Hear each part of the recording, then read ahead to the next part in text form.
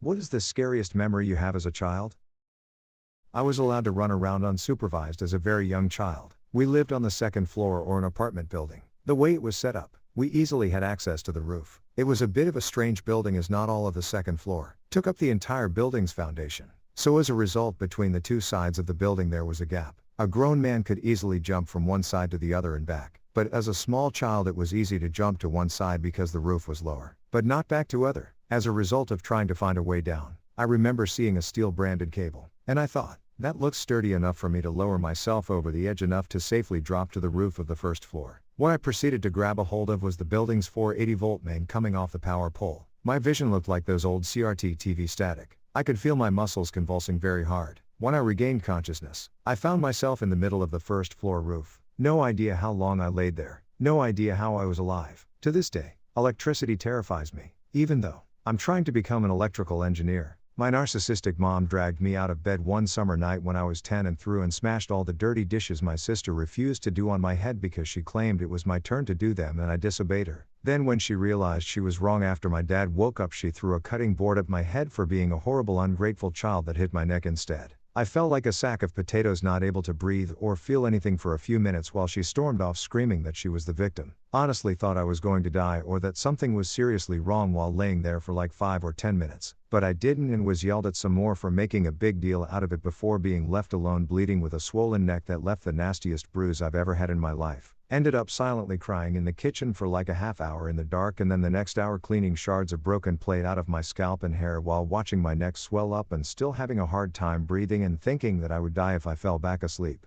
Ended up staying up multiple nights thinking I might die at any second before finally passing out asleep. Side note, sister didn't get in trouble. I wasn't allowed out until my neck bruise went away. And my mom bragged about her new dishes to everyone in the family over the phone afterwards when she bought new ones. Also, luckily enough my neck was not broken or had any long-term damage. I got an x-ray when I was 18 just to make sure. Edit, I've already dealt with my feelings with a professional. This was all over 20 years ago. Nearly got abducted, escaped by climbing up a tree and stayed quiet. I was playing Call of Duty in my basement around 2013. I was like 9 years old. I liked to play in complete darkness. In the corner of my basement we had this closet that we kept old toys, Christmas, and Halloween decorations in. This day the door was left open. Out of nowhere I hear this noise of something saying I love you. I look over and all I see are the glowing eyes of a Furby blinking and talking to me. I was so scared. The first time my mom got violent with me, like not spanking, like fucking violent. Grew up in the African bush. Top fearful moments. 1. I walked past a witch doctor. He looked at me and started casting a spell. 2.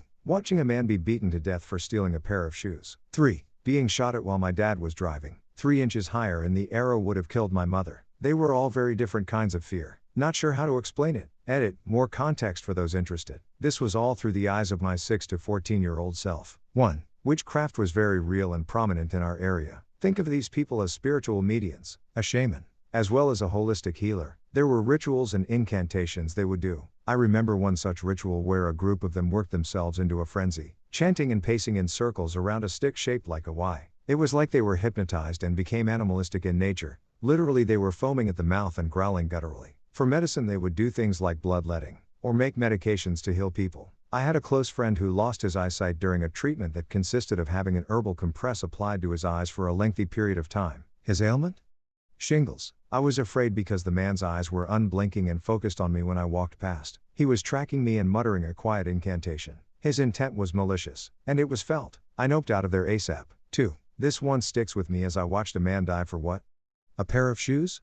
I have many. So senseless. I was about 9 years old. My brother was 6/7. We were at the weekly farmers market when we heard a commotion. We watched as this man tried to run and people started yelling thief and pointing. A large crowd formed quickly, focused on him. He couldn't go anywhere, so just kept climbing the hill in the center of the market that had a giant fig tree at the top. It wasn't that there was one person beating him, it was that everyone was taking a turn to hit him. By the time he got to the base of the tree he was crawling and was taking blows to the head. I remember grabbing my brother and taking him home, pushing our way through a crush of legs and waists of adults. When we got out of the crowd I looked back and saw 2 policemen clearing the crowd and dragging him away. It was only later that we learned he died after I heard my parents talking about it. They never knew that we saw it take place. It was mob justice, horrifying and people's emotions getting out of hand. 3. We were driving through bush country in an area inhabited by a semi-nomadic people group called the Endorois. I had my head leaned against the window watching things pass by. We watched a herd of goats cross the road about 100 meters in front of us with the shepherd, a boy about 14, right behind them. He had a bow, and as we got close I watched him notch an arrow, quickly draw and fire from his hip. It was a split-second thing, but in my mind I still see it in slow motion.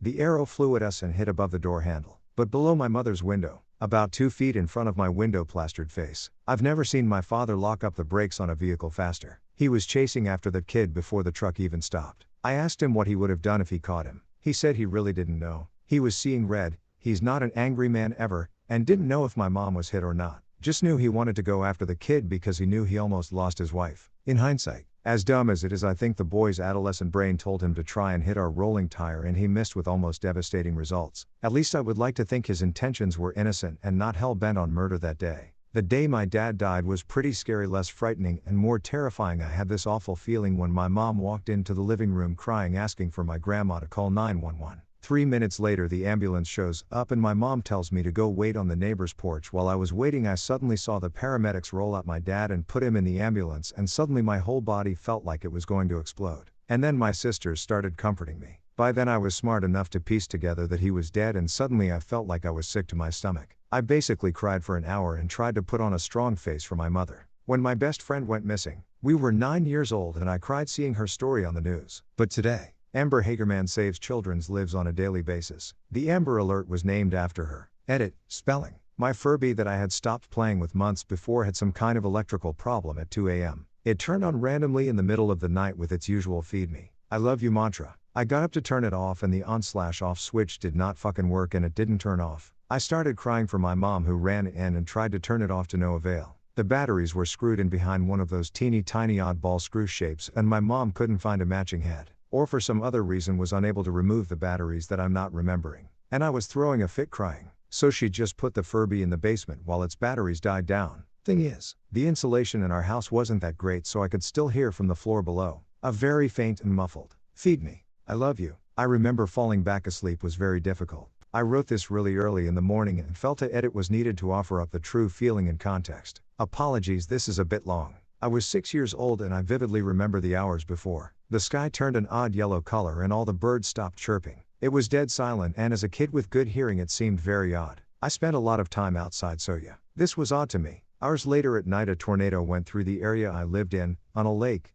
We did not have all the technology you have today to make you aware it was coming. You know, the bombardment of cell phone, internet and TV warnings. In Wisconsin you have weather sirens. They are super loud and only activate during tests or when bad shit is going to happen. So that was the first thing I heard, followed by my parents getting me and my sister from our rooms and moved down to the basement. From our basement, that had double doors with windows in the center, that opened onto a screened-in porch. I seen the lights go out in the park across the lake and homes near us. The wind kick up and that monstrous train sound of the wind. My parents made us move away from the doors, but I seen the debris in the wind and the like before we were moved to the back of the basement. The most dramatic part, my home had a large oak pulled from the yard and fell into the lake. The oak was probably 200 plus years old. Healthy, and 2 grown men could not reach around the base of it. It was a beautiful tree, the kind that is sort of epic and rare these days. The tree was not just toppled over in the wind but was picked up and then dropped as the root structure was clear of the hole by a meter or two. It left a huge crater in the front yard and took a few days to cut apart and remove. Most of the top of it resides in the lake, I assume, to this day. Drive-by shooting across the road. Tamil Tiger sprayed up a donut shop because a few rivals were inside.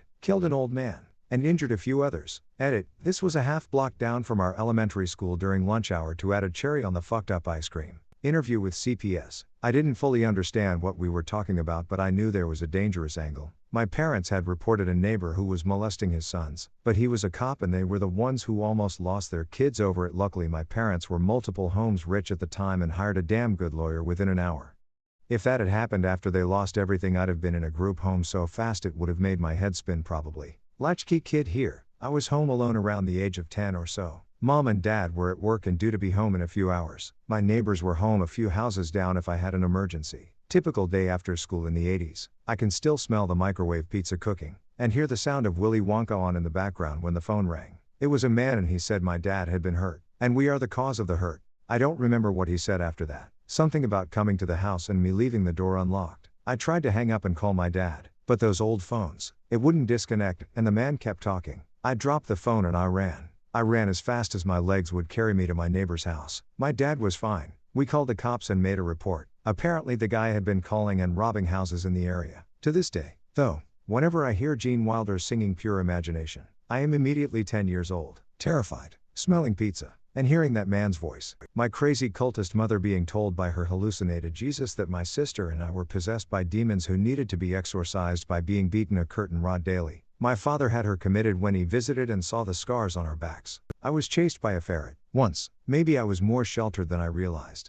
A girl in my class get kidnapped, right around Thanksgiving. I remember being so scared Christmas shopping with my parents that year, thinking every stranger was a kidnapper. They never found her and only recently arrested somebody for her kidnapping. He was already in jail for something else. Her name was Michaela Garrett. I remember when I was a kid, I was at my house. Our house was at the bottom of a small ravine, sort of. We had a gravel driveway leading up to the top. So one day, my mom got mad at me for some reason, and we were riding up the driveway in our truck. And my dumbass leans up against the car door while I was unbuckled. So my very mad mom comes around and swings the car door open, and I hit the ground hard. I busted open my head. I remember it. The spine-chilling crack, the feeling of your own blood leaving your body. I blacked out after the initial strike, and I didn't feel any pain, for some reason. So my mom rushes me to the hospital, and they do an MRI to make sure there wasn't any critical damage. Well, they found out that I also had a cyst in my brain. A cyst is a pocket of fluid. Now, this cyst was in the shape of a spider, and doctors worried that it could kill me. But it didn't show any signs of being active. So yeah, busting open your head and having a cyst in your brain, all in one day. Something similar happened to my sister and I. I was about 5 years old. My aunt, only early 20s, was driving us somewhere, and we were in her truck. She pulled out onto the gravel drive and the passenger door flies open. I just remember looking over and seeing my sister was gone and the door was hanging open. After that, I don't remember anything until my grandma is walking me in the house to rinse my head under the tap, and seeing my sister sitting on the couch next to my mother with blood all over her face and her eyes black. The way my aunt tells it, is that my sister fell out of the truck, and when I saw the open door, I moved over and reached out and said something like I'll get it or I'll get her or something. She's not sure if I was trying to close the door or trying to actually get out to get my sister. But the end result was that I fell out too. I don't remember hitting the ground, but I also busted my head open. One big difference is that I didn't get taken to the hospital, and neither did my sister, because my mother was a medically neglectful poss. My sister landed on the gravel road on her face, and ended up with terrible road rash over her face. I cut my head open and I was treated by running it under a cold tap to get the blood out of my hair. Then we both got blessings from the church, so of course we were fine after that. Wait, no, we weren't. My sister's road rash healed and her black eyes went away. But a few months later my mother noticed bumps when she was brushing my hair, and after consulting with several other people on what she should do, she finally reluctantly took me to the doctor, where I spent the next 3 hours getting gravel and bone chips cut out of my scalp while being able to feel the whole thing. That was fun. I came home from kindergarten one afternoon, but my family was missing. The porch was covered in blood. Even the dog was gone. The house was locked, so I couldn't call for help. I just picked up my backpack and started walking down the road, but it was at least a mile until the nearest neighbor's house. I figured I would ask them if they would be my new family. Luckily I met my old family on the road before I got there. My dad had accidentally hit the dog with the car and they had taken it to the vet. No one died, not even the dog. I was in the back seat of my dad's car during a tornado. He ran inside to get the dog, and as he was walking in front of the car, the wind picked him and the dog up off the ground and he landed on the hood. I played hide and seek with my neighbor friend and sister. I hid in the trunk of my parents' car and told my friend that if I bang on the trunk that means get me out. He said okay, closed it and went and hid, up in a tree in the front yard. Veiled. I started panicking after 10 minutes on a particularly hot summer day. Started hyperventilating. Started putting a lot of energy into slamming on the trunk and screaming. The trunk had no green glowing lever to escape. I didn't think about the middle console in the back seat. I just kept panicking, as in started to get tired. I kept screaming and crying but running out of energy. Suddenly my friend comes by and says, "I think your sister ditched us," and I yelled, "Get me out of here." He panicked. Didn't know he could simply pull the handle. He goes, "The car is locked."